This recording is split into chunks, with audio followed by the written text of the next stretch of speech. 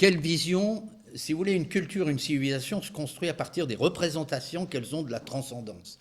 En gros, ça pourrait se résumer de la façon suivante, puisque j'ai plus qu'un quart d'heure. Dieu, dis-moi quel est ton Dieu, et je te dirai quelle civilisation tu veux bâtir. Donc toutes les religions ne se valent pas. Hein. Dis-moi quel est ton Dieu. Alors, on va prendre un Dieu créateur, par exemple. Dieu créateur. Allah est un créateur, et on le dit, chrétiens et musulmans croient en un Dieu créateur. Oui, mais ce n'est pas le même créateur. Le créateur, le mot est le même, le sens derrière créateur n'est pas le même. Pourquoi ? Théologiquement, et je vais essayer de le faire le plus simplement possible, en islam, Allah est un créateur extérieur qui ne s'implique pas dans la création. Il ne peut pas créer à son image. Vous voyez, c'est quelqu'un qui est, enfin c'est une entité qui est extérieure. Et donc, quelque part, l'homme est une créature parmi les autres qui reçoit un livre avec la prescription de son créateur auquel il doit se soumettre. C'est tout. Allah ne lui accorde pas la liberté de penser et d'agir. Il n'y a pas la liberté de penser et d'agir. Nous, on a 2000 ans de ça. Mais en islam, non. Il prédétermine les actes des hommes que l'homme accomplira dans sa vie. Par exemple, dans la sourate 37-96, je vais vous la donner.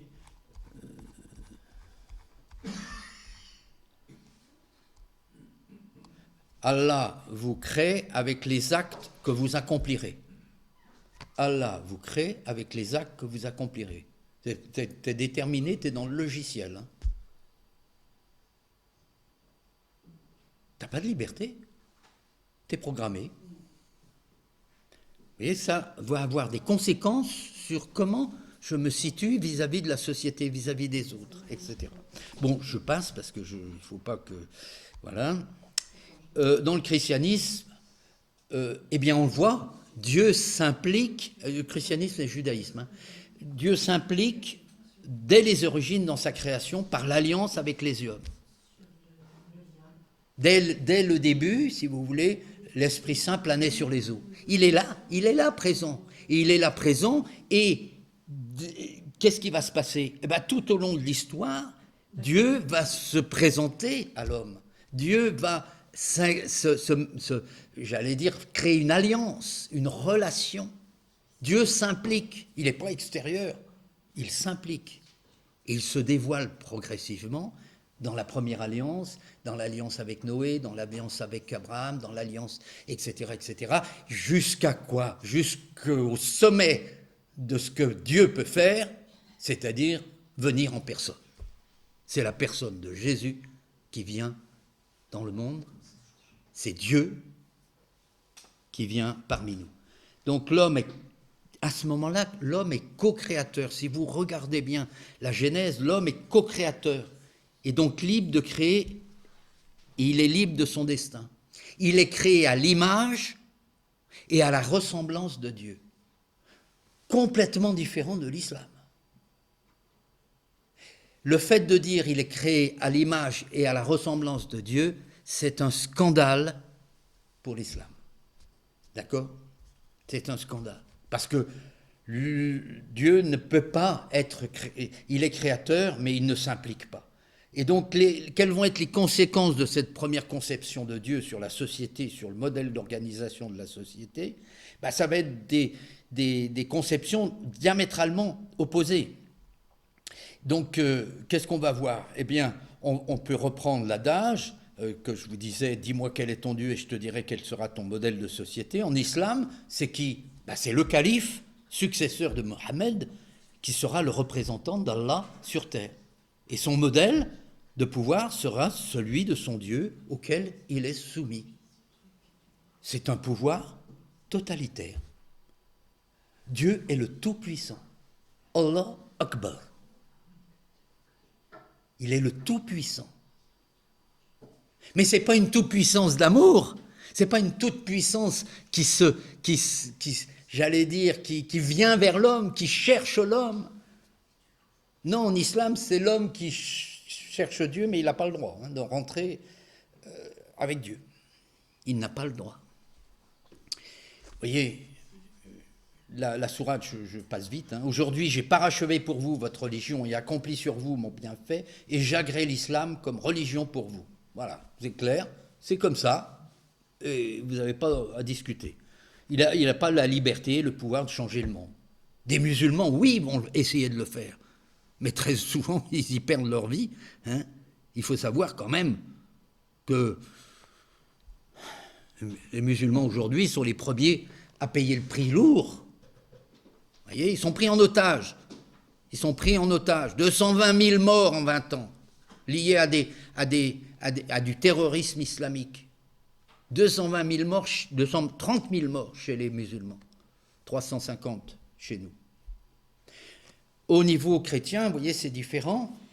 Si moi, le Maître et le Seigneur, je vous ai lavé les pieds, combien plus vous devez vous laver les pieds les uns aux autres. Voilà le modèle politique qui est donné. Il est très haut.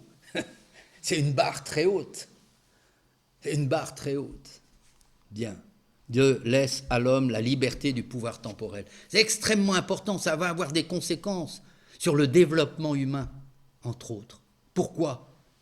Parce que, comme disent les Juifs, quand Dieu a créé l'homme et la création, il s'est retiré. Il s'est retiré pourquoi ?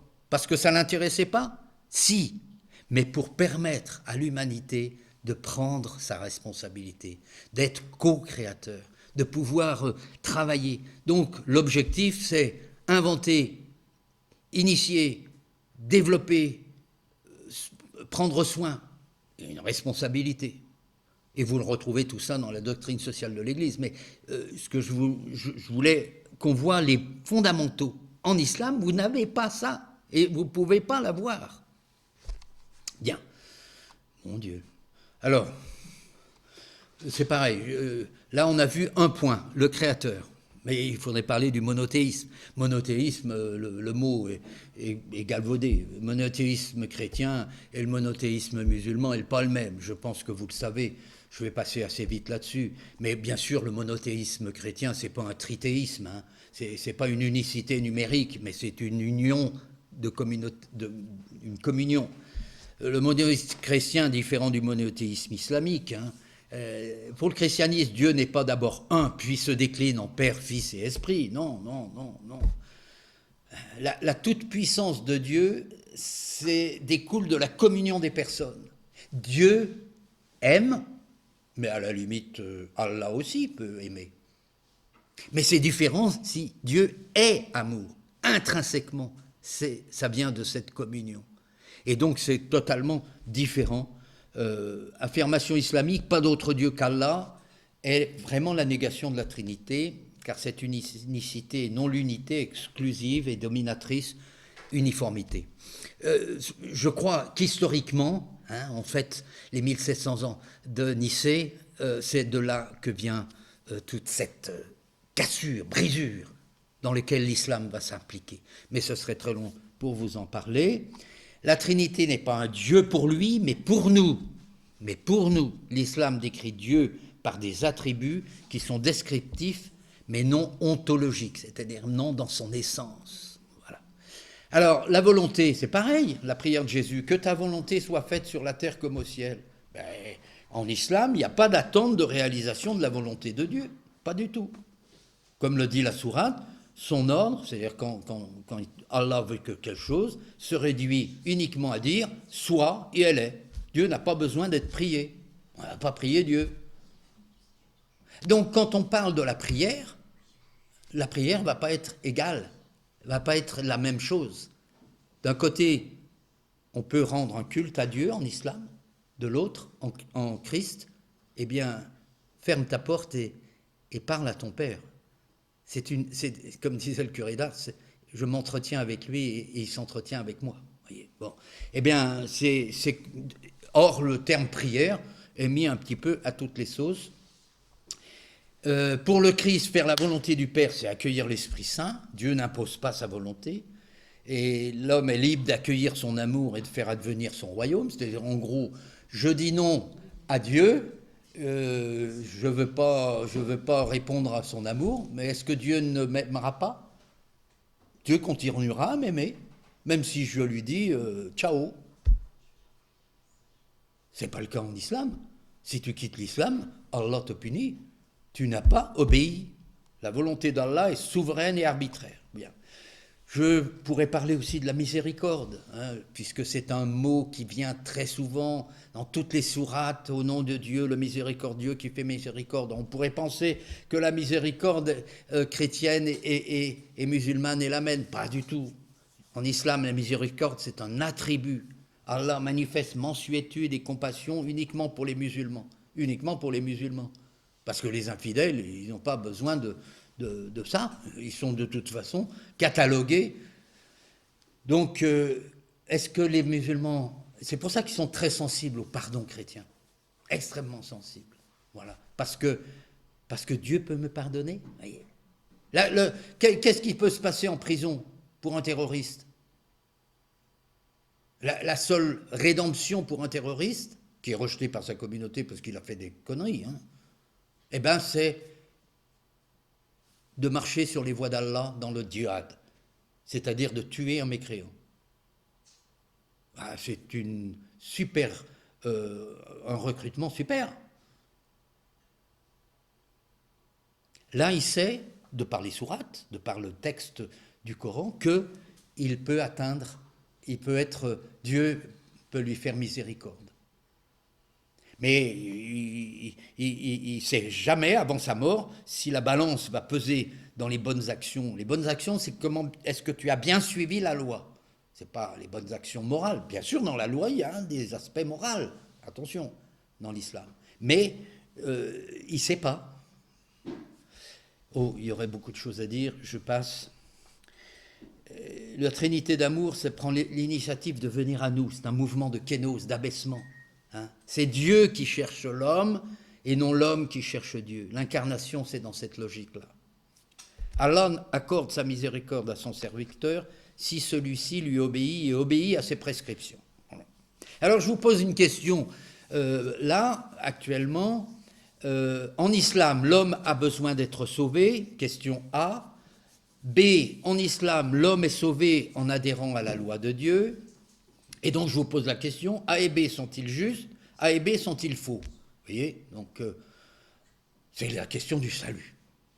En islam, l'homme a besoin d'être sauvé. En islam, l'homme est sauvé en adhérant à la loi de Dieu. Est-ce que ces deux assertions sont justes ou elles sont fausses? Bon, je vous laisse répondre dans votre fort intérieur. Alors, la réponse est D. A et B sont faux. A et B sont faux. Alors j'explique pourquoi. Chrétiens comme musulmans s'entendent pour qualifier l'homme qui est digne d'aller au paradis comme un juste. Mais le terme de juste renvoie à des réalités totalement différentes. Pour les chrétiens, les portes du paradis sont ouvertes. Grâce à quoi? En gros, il y a eu rupture. Voilà, le pont a été, en Adam, coupé. Voilà. Et la justification, elle vient parce que Christ est mort pour nous. C'est lui qui établit un pont vers l'homme. C'est par le don. En gros, c'est Dieu. Il est le seul à pouvoir réparer le pont qui a été coupé. Voilà. Bon. Et donc, qui est un scandale pour les... Christ mort, scandale pour les Juifs, folie pour les païens, etc. Reprenez saint Paul. Alors que pour les musulmans, on est justifié simplement en reconnaissant Allah pour Dieu et Mohammed pour son prophète et en suivant la loi. Voilà. Et donc, il n'est pas question de l'action de la grâce dans le cœur de l'homme en islam. Pour être sanctifié, il n'y a pas besoin de ça. En islam, il n'y a pas de péché originel. Vous voyez? Du reste, l'islam ne comprend pas bien le péché originel. Il dit, mais c'est pas C'est pas vrai, du reste les chrétiens non plus. Mais le péché originel, c'est pas mon arrière-grand-père qui s'appelait Adam, il a péché et maintenant c'est moi qui porte les conséquences de. Non, non, non. La transmission, c'est pas ça. La transmission, c'est le pont a été coupé. Est-ce que vous pouvez transmettre quelque chose que vous n'avez pas reçu? Non. Donc, cet amour qui a été rompu, eh ben, il ne peut pas être transmis. Et donc, cette transmission, qui peut la rétablir si ce n'est le Christ par sa mort et sa résurrection? C'est Dieu lui-même qui fait le travail, voyez. Donc, c'est important, je passe. Le salut est essentiel dans le christianisme, pas dans l'islam. En islam, le salut est lié au mérite et non à la grâce rédemptrice, car il n'y a pas de péché originel. Il était un peu très vite là-dedans, mais bon. Le chrétien appelé à partager la vie divine, il devient fils de Dieu. Ben oui, le pont est établi, et ça y est, il peut aller et venir. Le musulman est appelé à la récompense d'un paradis terrestre. Allah est d'un côté, il y a le ravin, et le paradis terrestre, ou l'enfer. Et dans le christianisme, Dieu est sauveur, en islam, Dieu est juge. Et c'est... Je dis des mots très courts, mais c'est ça. Retenez, juge, sauveur.